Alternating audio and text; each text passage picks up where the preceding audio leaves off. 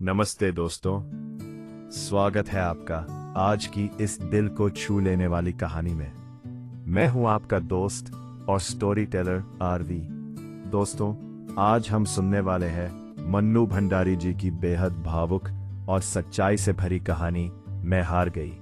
ये कहानी सिर्फ हार की नहीं है दोस्तों, ये कहानी है एहसासों की, रिश्तों की और उस पल की जब इंसान अंदर से टूट कर भी मुस्कुरा देता है। तो दोस्तों, तैयार हो जाइए, क्योंकि आज की कहानी आपके दिल और सोच दोनों को झकझोर देगी। जब कवि सम्मेलन समाप्त हुआ तो सारा हॉल हंसी कहकहों और तालियों की गड़गड़ाहट से गूंज रहा था। शायद मैं ही एक ऐसी थी जिसका रोम रोम क्रोध से जल रहा था। उस सम्मेलन की अंतिम कविता थी बेटे का भविष्य। उसका सारांश कुछ इस प्रकार था। एक पिता अपने बेटे के भविष्य का अनुमान लगाने के लिए उसके कमरे में एक अभिनेत्री की तस्वीर, एक शराब की बोतल और एक प्रति गीता की रख देता है और स्वयं छिपकर खड़ा हो जाता है। बेटा आता है और सबसे पहले अभिनेत्री की तस्वीर को उठाता है। उसकी बाछें खिल जाती है। बड़ी हसरत से उसे वो सीने से लगाता है, चूमता है और रख देता है। उसके बाद शराब की बोतल से 2-4 घूंट पीता है। थोड़ी देर बाद मुंह पर अत्यंत गंभीरता के भाव लाकर बगल में गीता दबाए वो बाहर निकलता है। बाप बेटे की यह करतूत देखकर उसके भविष्य की घोषणा करता है, यह साला तो आजकल का नेता बनेगा। कवि महोदय ने यह पंक्ति पढ़ी ही थी कि हॉल के एक कोने से दूसरे कोने तक हंसी की लहर दौड़ गई। पर नेता की ऐसी फजीहत देखकर मेरे तो तन बदन में आग लग गई। साथ आए हुए मित्र ने व्यंग्य करते हुए कहा, क्यों, तुम्हें तो वह कविता बिल्कुल पसंद नहीं आई होगी। तुम्हारे पापा भी तो एक बड़े नेता है। मैंने गुस्से में जवाब दिया, पसंद? मैंने आज तक इससे भद्दी और भोनी कविता नहीं सुनी। अपने मित्र की व्यंग्य की तिक्तता को मैं खूब अच्छी तरह पहचानती थी। उनका क्रोध बहुत कुछ चिलम न मिलने वालों के आक्रोश के समान ही था। उनके पिता चुनाव में मेरे पिताजी के प्रतिद्वंदी के रूप में खड़े हुए थे और हार गए थे। उस तमाचे को वो अभी तक नहीं भूले थे। आज यह कविता सुनकर उन्हें दिल की जलन निकालने का अवसर मिला। उन्हें लग रहा था मानो उनके पिता का हारना भी आज सार्थक हो गया। पर मेरे मन में उस समय कुछ और चक्कर चल रहा था।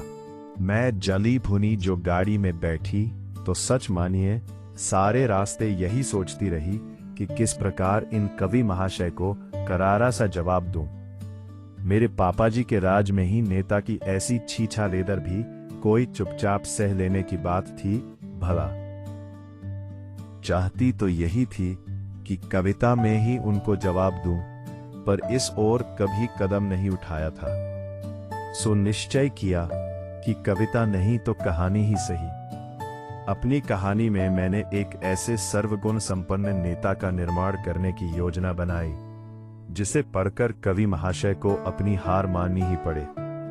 भरी सभा में वह जो नेहला मार गए थे, उस पर मैं दहला नहीं, सीधे इक्का ही फटकारना चाहती थी, जिससे बाजी हर हालत में मेरी ही रहे। यही सब सोचते सोचते मैं कमरे में घुसी तो दीवार पर लगी बड़े बड़े नेताओं की तस्वीरों पर नजर गई। सबके प्रतिभाशाली चेहरे मुझे प्रोत्साहन देने लगे। सब नेताओं के व्यक्तिगत गुणों को एक साथ ही मैं अपने नेता में डाल देना चाहती थी, जिससे वह किसी भी गुण में कम न रहने पाए। पूरे सप्ताह तक मैं बड़े बड़े नेताओं की जीवनियां पढ़ती रही और अपने नेता का ढांचा बनाती रही। सुना था और पढ़कर भी महसूस किया कि जैसे कमल कीचड़ में उत्पन्न होता है, वैसे ही महान आत्माएं गरीबों के घर ही उत्पन्न होती है। सोच विचार कर एक शुभ मुहूर्त देखकर मैंने सब गुणों से लैस करके अपने नेता का जन्म गांव के एक गरीब किसान की झोपड़ी में करा दिया। मन की आशाएं और उमंगें जैसे बढ़ती हैं, वैसे ही मेरा नेता भी बढ़ने लगा। थोड़ा बड़ा हुआ तो गांव के स्कूल में ही उसकी शिक्षा प्रारंभ हुई। यद्यपि मैं इस प्रबंध से विशेष संतुष्ट नहीं थी, पर स्वयं ही मैंने परिस्थिति बना डाली थी कि इसके सिवाय कोई चारा नहीं था। धीरे धीरे उसने मिडिल पास किया यहाँ तक आते आते उसने संसार के सभी महान व्यक्तियों की जीवनियां और क्रांतियों के इतिहास पढ़ डाले। देखिए, आप बीच में ही यह मत पूछ बैठिए कि 8वीं का बच्चा इन सबको कैसे समझ सकता है। यह तो एकदम अस्वाभाविक बात है। इस समय मैं आपके किसी भी प्रश्न का जवाब देने की मनः स्थिति में नहीं हूं। आप यह न भूलें कि यह बालक एक महान भावी नेता है। हाँ, तो यह सब पढ़कर उसके सीने में बड़े बड़े अरमान मचलने लगे, बड़े बड़े सपने साकार होने लगे, बड़ी बड़ी उमंग करवटें लेने लगी। वो जहां कहीं भी अत्याचार देखता, मुट्ठियां भींच भींच कर संकल्प करता, उसको दूर करने की बड़ी बड़ी योजनाएं बनाता, और मुझे उसकी योजना में, उसके संकल्पों में अपनी सफलता हंसती खेलती नजर आती। एक बार जान का खतरा मोल लेकर मैंने जमींदार के कारिंदों से भी उसकी मुठभेड़ करा दी, और उसकी विजय पर उससे अधिक हर्ष मुझे हुआ। तभी अचानक एक घटना घट गई। उसके पिता की अचानक मृत्यु हो गई। दवा इलाज के लिए घर में पैसा नहीं था, सो उसके पिता ने तड़प तड़प कर जान दे दी, और वो बेचारा कुछ भी न कर सका। पिता की इस बेबसी की मृत्यु का भारी सदमा उसको लगा। उसकी बूढ़ी मां ने रोते रोते प्राण तो नहीं, पर आंखों की रोशनी गवा दी। घर में उसकी एक विधवा बुआ, एक छोटी क्षयग्रस्त बहन और थी। सबके भरण पोषण का भार उस पर आ पड़ा। आय का कोई साधन था नहीं। थोड़ी बहुत जमीन जो थी, उसे जमींदार ने लगान बकाया निकालकर हथिया लिया। उसके पिता की विनम्रता का लिहाज करके अभी तक वो चुप बैठा था। अब क्यों मानता? उसके क्रांतिकारी बेटे से वो परिचित था, सो अवसर मिलते से बदला ले लिया। अब मेरे भावी नेता के सामने भारी समस्या थी। वो सलाह लेने के लिए मेरे पास आया।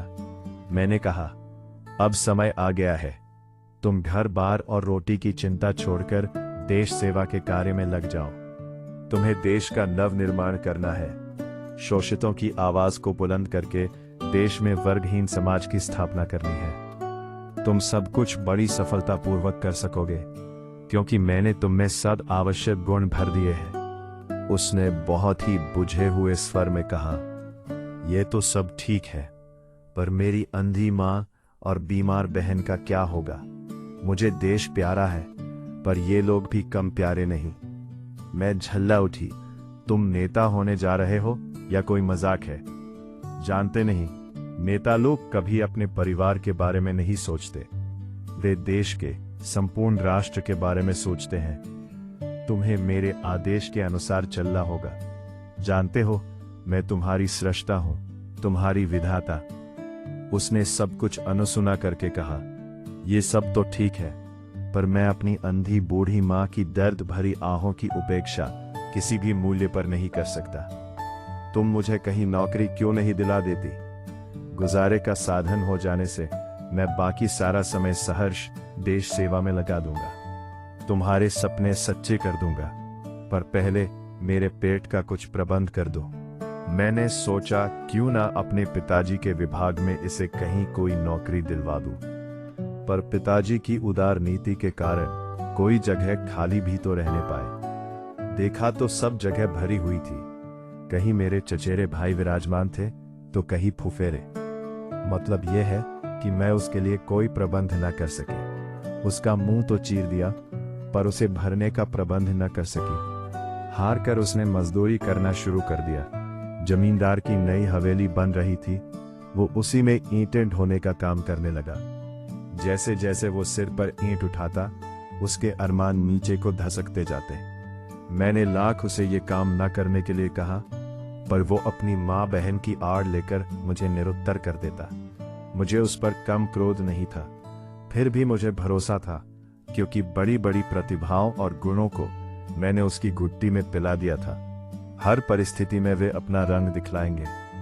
ये सोचकर ही मैंने उसे उसके भाग्य पर छोड़ दिया और तटस्थ दर्शक की भांति उसकी प्रत्येक गतिविधि का निरीक्षण करने लगी। उसकी बीमार बहन की हालत बेहद खराब हो गई। वह उसे बहुत प्यार करता था।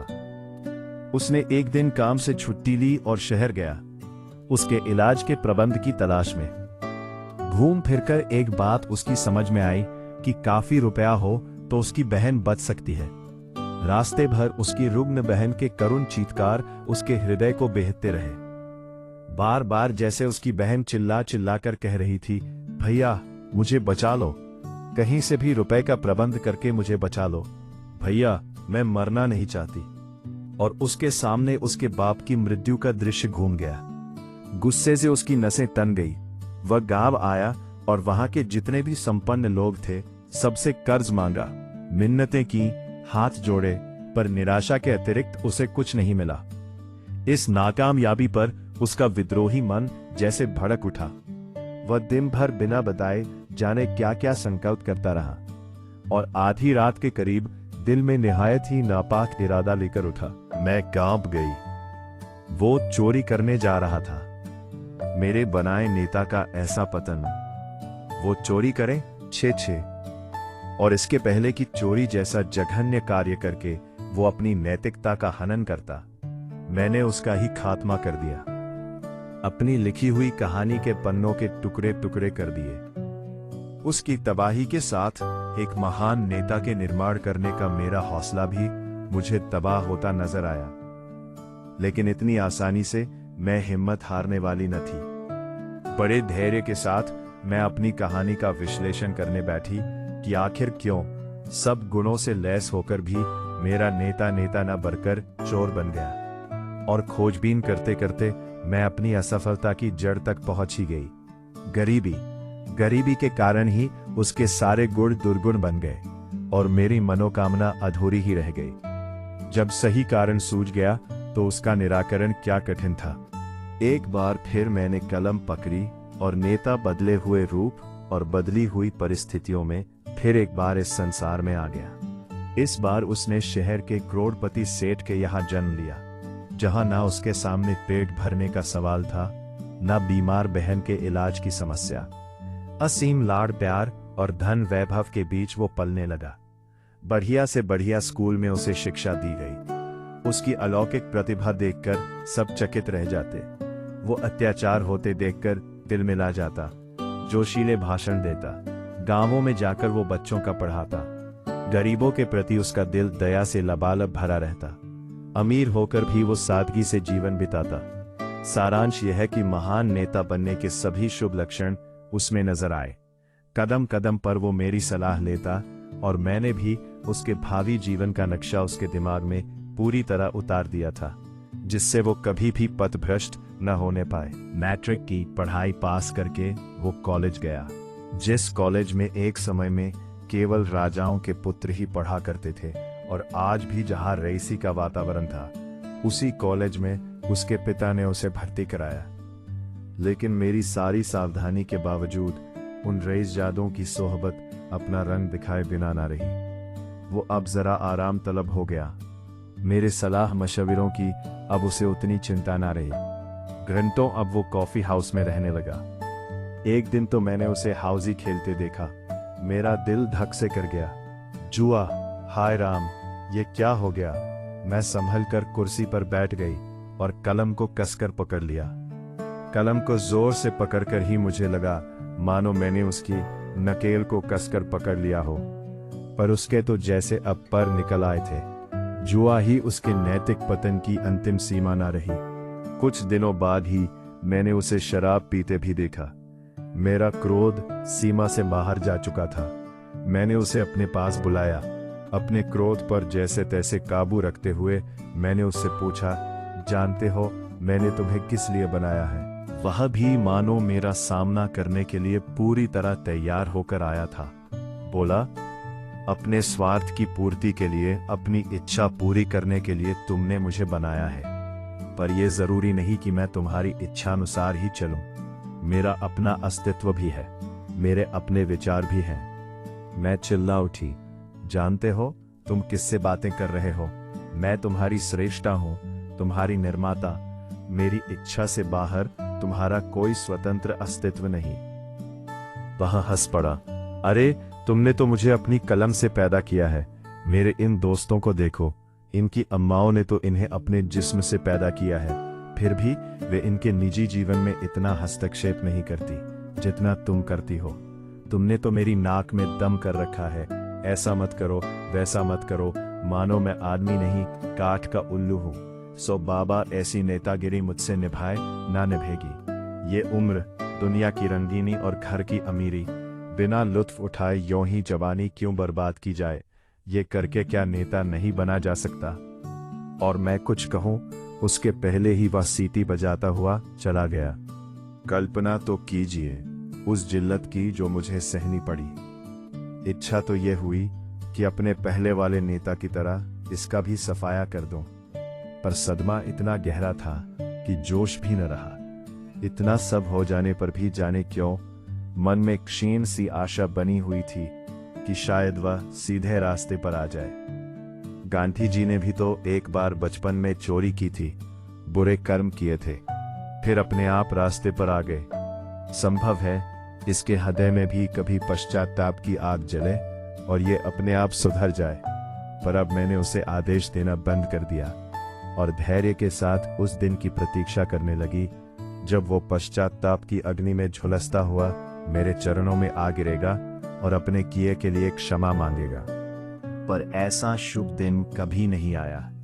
जो दिन आया वह कल्पनातीत था। एक बहुत ही सुहावनी सांझ को मैंने देखा कि वह खूब सज धज रहा है। आज का लिबास कुछ अनोखा ही था। शार्क स्किन के सूट की जगह सिल्क की शेरवानी थी, सिगरेट की जगह पान था, सैंट महक रहा था। बाहर हॉर्न बजा और वह गुनगुनाकर अपने मित्र की गाड़ी में जा बैठा। गाड़ी एक बार के सामने रुकी और रात तक वे साहबजादे पेग पर पेग ढालते रहे, भद्दे मजाक करते रहे और ठहाके लगाते रहे। रात को 9 बजे उठे तो पैर लड़खड़ा रहे थे। जैसे तैसे गाड़ी में बैठे और ड्राइवर से जिस गंदी जगह चलने को कहा उसका नाम लिखते भी मुझे लज्जा लगती है। अपने को बहुत रोकना चाहती थी, फिर भी वह घोर पाप मैं सहन न कर सकी और तय कर लिया कि आज जैसे भी होगा मैं फैसला कर ही डालूंगी। मैं गुस्से से कांपती हुई उसके पास पहुंची। इस समय उससे बात करने में भी मुझे घृणा हो रही थी। क्रोध से मेरा रोम रोम जल रहा था। फिर भी अपने को काबू में रखकर और स्वर को भरसक कोमल बनाकर मैंने उससे कहा, एक बार अंतिम चेतावनी देने के ख्याल से ही मैं इस समय तुम्हारे पास आई हूं। तुम्हारा यह सर्वनाश देखकर जानते हो मुझे कितना दुख होता है। अब भी समय है, संभल जाओ। सुबह का भूला यदि शाम घर आ जाए भूला नहीं कहलाता। पर इस समय वह शायद मुझसे बात करने की मनस्थिति में ही नहीं था। उसने पान चबाते हुए कहा, अरे जान, ये क्या तुमने हर समय नेतागिरी का पचड़ा लगाए रखा है। कहाँ तुम्हारी नेतागिरी और कहाँ छमिया का क्षमा का। देख लो तो बस सरूर आ जाए। मैंने कान बंद कर लिए। वह कुछ और भी बोला पर मैंने सुना नहीं। पर उसने जो आंख मारी वह दिखाई दी और मुझे लगा जैसे पृथ्वी घूम रही है। मैंने आंखें बंद कर ली और गुस्से से होंठ काट लिए। क्रोध के आवेग में कुछ भी कहते नहीं बना, केवल मुंह से इतना ही निकला, दुराचारी, अशिष्ट, नारकीय कीड़े। उसके मित्र ने जो कुछ कहा उसकी हल्की सी ध्वनि मेरे कान में पड़ी। वह जाते जाते कह रहा था, अरे ऐसी घोर हिंदी में फटकारोगी तो वह समझेगा भी नहीं, जरा सरल भाषा बोलो। और अधिक सहना मेरे बूते के बाहर की बात थी। मैंने जिस कलम से उसको उत्पन्न किया था उसी कलम से उसका खात्मा भी कर दिया। वह छमिया के यहाँ जाकर बैठने वाला था कि मैंने उसे रद्दी की टोकरी में डाल दिया। जैसा किया वैसा पाया। उसने तो अपने किए का फल पा लिया, पर मैं समस्या का समाधान नहीं पा सकी। इस बार की असफलता ने तो बस मुझे रुला ही दिया। अब तो इतनी हिम्मत भी नहीं रही कि एक बार फिर मध्यम वर्ग में अपना नेता उत्पन्न करके फिर से प्रयास करती। इन 2 हत्याओं के भार से ही मेरी गर्दन टूटी जा रही थी और हत्या का पाप ढोने की न इच्छा थी न शक्ति ही। और अपने सारे अहम को तिलांजलि देकर बहुत ही ईमानदारी से मैं कहती हूँ कि मेरा रोम रोम महसूस कर रहा था कि कवि भरी सभा में शान के साथ जो नहला फटकार गया था उस पर इक्का तो क्या मैं दुग्गे भी न मार सकी। मैं हार गई, बुरी तरह हार गई। आप सुन रहे थे मन्नू भंडारी जी की लिखी भावुक कहानी मैं हार गई। तो दोस्तों, ये थी आज की पूरी कहानी। आपकी क्या राय है? कमेंट में जरूर बताइए। अगर आपको कहानी पसंद आई हो तो इसे लाइक करें, शेयर करें और हमारे चैनल को सब्सक्राइब करना ना भूलें। बेल आइकॉन दबाएं ताकि आपको हमारे नए वीडियो की नोटिफिकेशन सबसे पहले मिले। मिलते हैं अगले वीडियो में। तब तक के लिए जय हिंद। धन्यवाद।